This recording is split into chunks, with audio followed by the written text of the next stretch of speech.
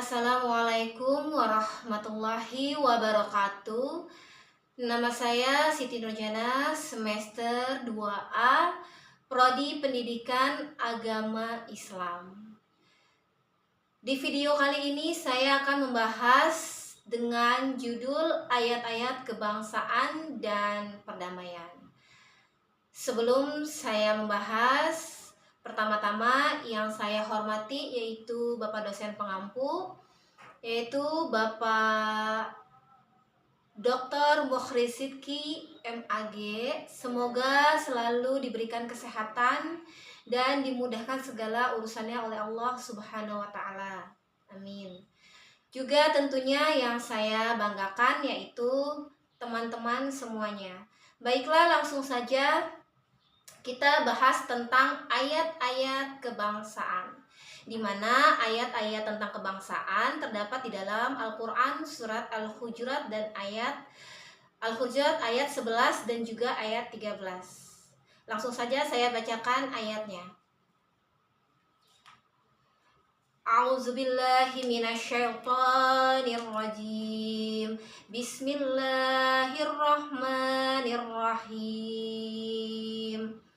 Ya ayyuhalladzina amanu la yaskhar qaumun min qaum asi an yakunnu khairan minhum wala yasa'u min nisa'i asa an yakunu khairan minhun wala talmizu anfusakum wala tasabaru bil alqab bisa ismu fusuq ba'da iman wa man lam yatub fa'ulaika humuz zalimun. Shadaqallahul azim. Nah, pada ayat 11 ini, di mana artinya itu adalah hai orang-orang yang beriman.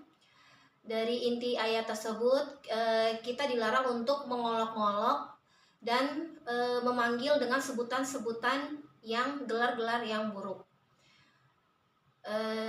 Jadi para jumhur ulama itu melarang kita untuk mengolok-ngolok suatu kaum, karena sejatinya ketika kita mengolok-ngolok orang lain, sebenarnya itu pada hakikatnya kita sedang mengolok-ngolok diri kita sendiri. Karena dalam Al-Quran umat itu adalah satu, seperti satu tubuh. Jadi ketika ada satu mengolok-ngolok, maka seperti mengolok-ngolok seluruh umat, seperti itu. Nah, adapun dari surat Al-Hujurat ini, isi kandungannya itu manfaat ayatnya adalah fungsi dari surat Al-Hujurat itu yang pertama adalah dia menjaga kesatuan umat yang pertama. Yang kedua itu menjauhkan jiwa kita dari sifat sombong atau takabur. Nah, yang ketiga yaitu dapat menjaga persatuan bangsa, dan yang keempat adalah dapat menjaga kehormatan dan keharga diri. Nah, jadi pernah suatu ketika ya, dalam tafsirnya di sini, dalam tafsir Ibnu Katsir di sini Rasulullah pernah bersabda bahwa takabur itu adalah menentang perkara yang hak dan meremehkan orang lain dan menghina orang lain. Itu sabdanya Rasulullah. Dan di mana Sayyidina Ali bin Abi Thalib itu pernah mengatakan bahwa kebijakan yang tidak terorganisir dapat dikalahkan oleh kejahatan yang terorganisir. Artinya apa? Islam itu adalah satu kesatuan. Maka dari itu janganlah kita saling mengejek, mengolok-olok, apalagi menyebut dengan gelar-gelar yang buruk gitu. Ada suatu kisah di sini saya ceritakan pada zaman Rasulullah. Itu ketika Rasulullah Shallallahu Alaihi Wasallam berdakwah sampai di kota Madinah, Rasulullah itu bersama beberapa para sahabat. Nah, di antara para sahabatnya itu ada satu orang yang memiliki 3 nama. Jadi namanya dia satu, tapi nama panggilannya banyak nih, lebih dari satu. Nah, misalnya contoh namanya itu Abu Hanifah. si Abu Hanifah ini dia memiliki lebih dari 3 nama. Nah, Rasulullah SAW pun memanggil di salah satu tadi nama panggilan itu. Dipanggillah si salah satu sahabatnya ini. Nah, akhirnya sahabatnya yang lain itu berkata sama Rasulullah, "Ya Rasulullah, sesungguhnya nih si Abu Hanifah itu dia nggak suka kalau dipanggil namanya yang lain gitu. Dia nggak suka dengan nama panggilan yang lain, dia lebih suka dipanggil dengan misalnya namanya Abu Hanifah gitu." Nah, karena Rasulullah nggak tahu kan, nah akhirnya maka turunlah ayat 11 ini dari surat Al-Hujurat, yaitu tadi wala talmizuna anfusakum wala tanabasu bil alqab. Yaitu dia tadi, artinya adalah maka janganlah kalian saling mencela, saling mengolok-olok dan memanggil dengan sebutan gelar-gelar yang tidak disukai oleh pemiliknya. Ya kayak misalnya namanya tuh bagus gitu, misalnya namanya Muhammad Rizki. Ketika lahir misalnya dia secara fisiknya palanya agak besar, tapi teman-temannya ketika dia besar dipanggilnya bukan Muhammad Rizki, tapi teman-temannya manggilnya dia misalnya namanya atau dengan sebutan-sebutan yang lain, misalnya Panjul atau apalah gitu yang kurang disukai sama pemiliknya. Nah, itu sangat dilarang oleh agama. Karena kenapa? Itu dapat menyakiti hati si pemiliknya, bisa menghina orang lain. Itu dari surat Al-Hujurat ayat 11. Nah, lanjut di sini ayat tentang kebangsaan, yaitu surat Al-Hujurat ayat 13. Di mana ayatnya saya akan bacakan. Surat Al-Hujurat ayat 13. Bunyi ayatnya adalah A'udzubillahi minasyaitonir rajim. Bismillahirrahmanirrahim. Ya ayyuhan nasu inna khalaqnakum min dzakari wa unsa wa ja'alnakum syu'uban wa qaba'ila lita'aruf. Inna akramakum indallahi atqakum. Innallaha alimun khabir. Shadaqallahul azim. Dimana artinya yaitu ayat dari 13 di sini adalah, hai manusia, sesungguhnya kami menciptakan kamu dari seorang laki-laki dan seorang perempuan dan menjadikan kamu berbangsa-bangsa dan bersuku-suku supaya kamu saling kenal mengenal, dan sesungguhnya orang yang paling mulia di antara kamu di sisi Allah adalah orang yang paling bertakwa di antara kamu. Sesungguhnya Allah Maha mengetahui lagi Maha mengenal. Nah, dalam ayat tersebut ada beberapa poin. Yang pertama adalah penciptaannya kesatuan umat. Yang kedua adalah keharmonisan untuk saling mengenal, dan yang ketiga adalah ketakwaan. Nah, di sini dari ayat 13 ini surat Al-Hujurat tentang ayat kebangsaan, yaitu penciptaan kesatuan.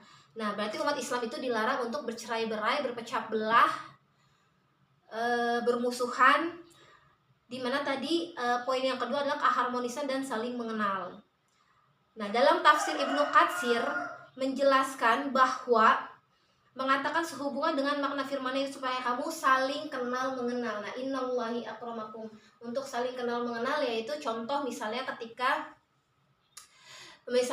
kita pertama kali menginjakan kaki di UID Al-Karimiyah. Nah, seperti saya, ketika saya pertama kali, saya nggak kenal tuh siapa dosen saya nggak kenal teman-teman, saya nggak tahu yang mana itu struktural, saya tidak tahu. Nah, ketika saya masuk, nah disitulah fungsinya kita itu untuk saling kenal mengenal. Ternyata kita mengenal teman kita yang si A, oh ternyata si A ini karakternya seperti ini ya. Oh ternyata teman kita yang B ini karakternya seperti ini gitu.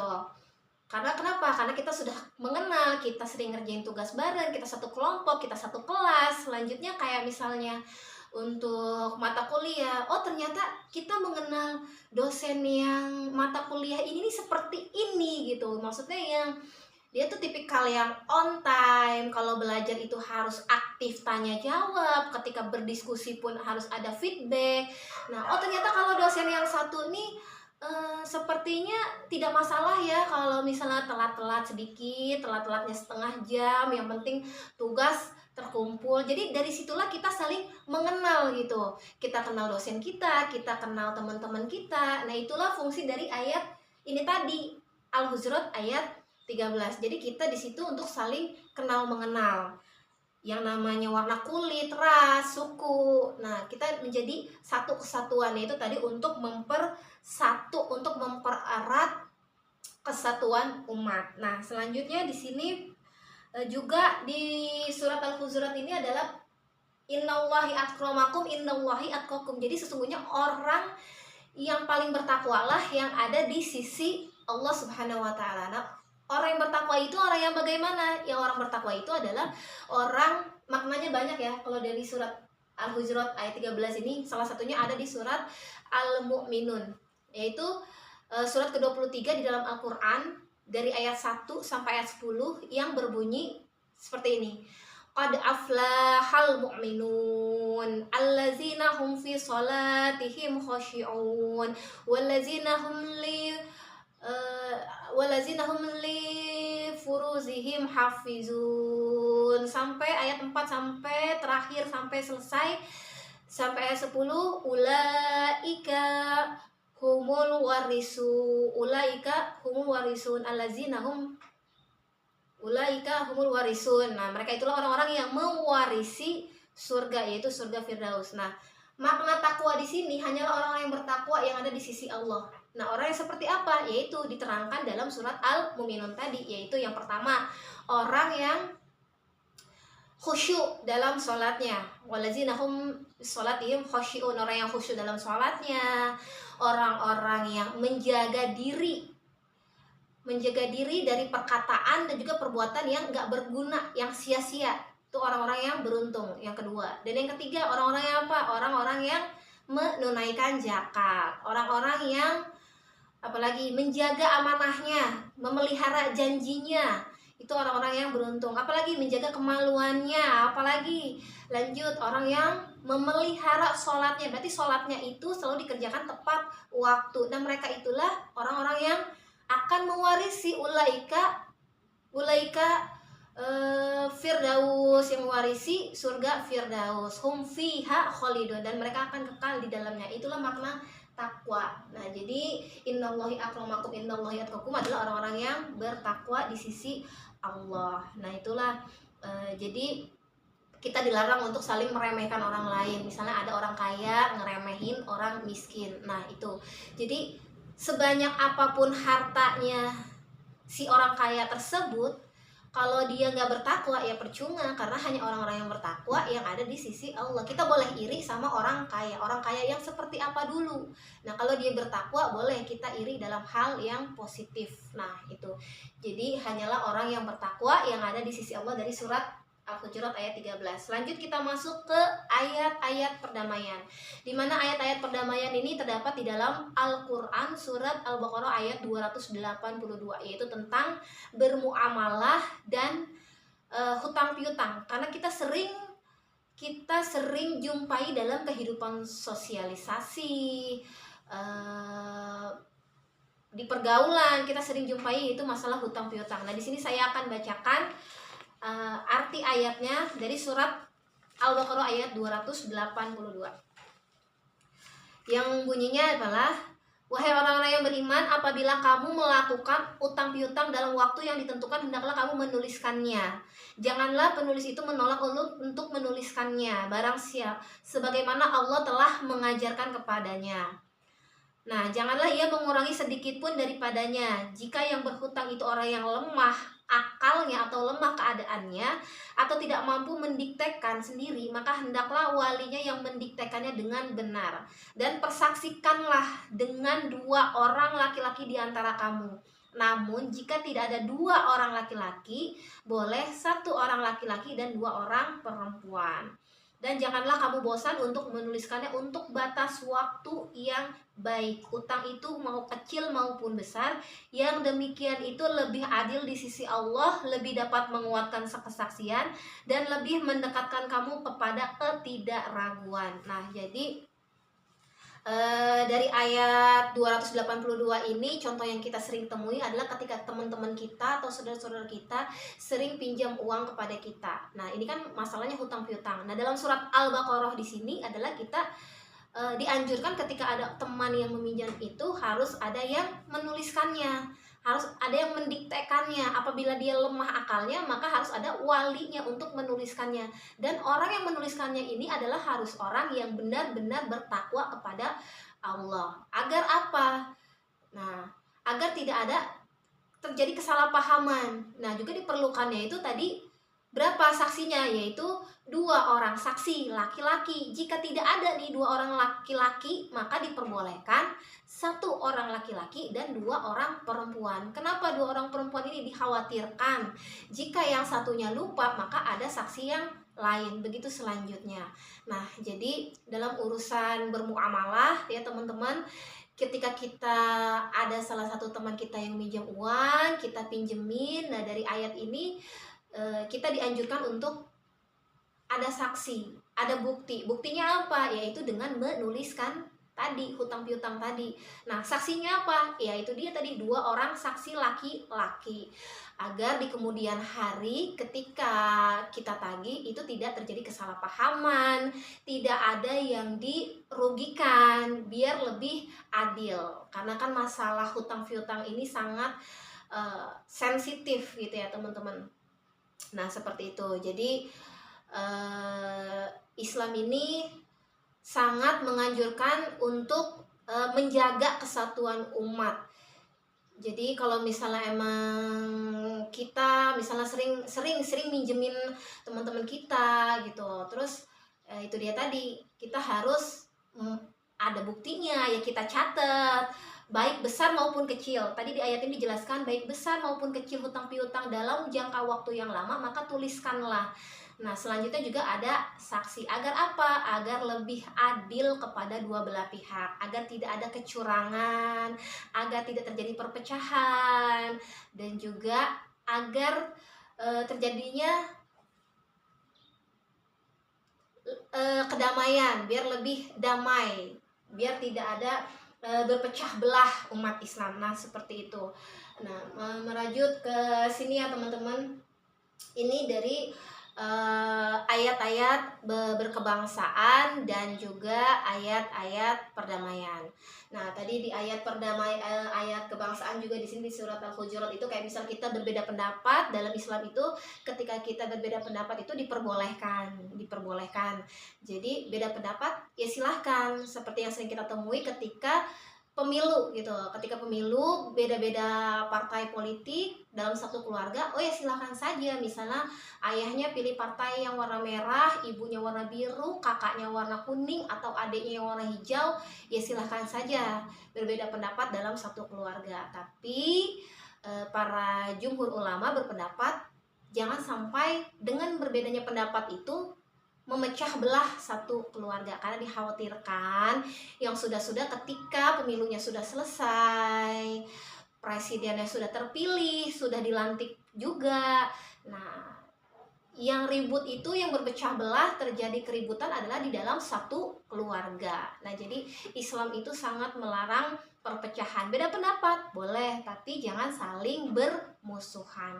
Nah, mungkin video dari saya cukup sekian. Mudah-mudahan apa yang saya sampaikan, apa yang saya jelaskan bisa menambah pengetahuan untuk kita semuanya, bisa bermanfaat, bisa menambah wawasan juga, belajar bersama. Dari saya akhirul kalam, kurang lebihnya mohon maaf jika dalam penyampaian kata-kata ada yang kurang baik. Saya mohon dibukakan pintu maaf yang seluas-luasnya. Wabillahi taufiq wal hidayah. Wassalamualaikum warahmatullahi wabarakatuh.